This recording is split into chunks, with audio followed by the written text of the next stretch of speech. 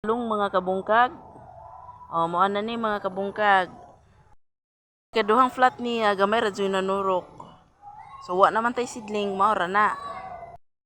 Flat mao na ni talong hapit na. Mga kabungkag, update sa iyang kamatis. Mao na ni.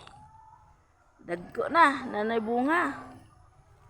Mao na ni.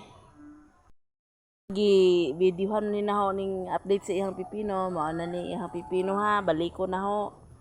Sa iyang kangkong mao na ni, pero gikuhaan na ni namo unang harvest.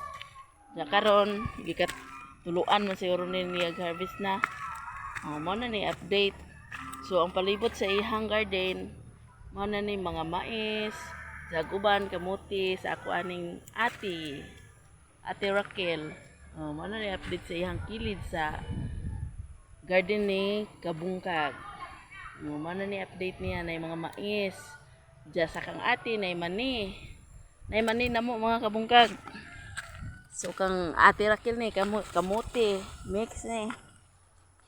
Na okra ni ate wa pa nagunahan. So mo ni kang mani. Mga kabungkag mani ni Ate Raquel. So i-appeal ni naho kay maora man usara man og waan tanom. Mana ni sa palibot kamutian sa sagol pod balanghoy tapoy mga mais sa akong ate. Mana ni. Thank you for watching. Good morning. Nara mga kabungkag. Ang harvest na siya sa iyang mga tinanom ng kugihan. Mao na ning update. Sige na, ikapila na ni mong harvest kabungkag. Uy. Ikapila ang harvest nimo? Tulo na. Update sa iyang pipino. Mao na ni. Pipino niya Daghan na siya buwak mga kabungkag. Mao na ni update sa iyang gisigi og post. Mao na ni. Buwak na ni mga bunga na, dagko na.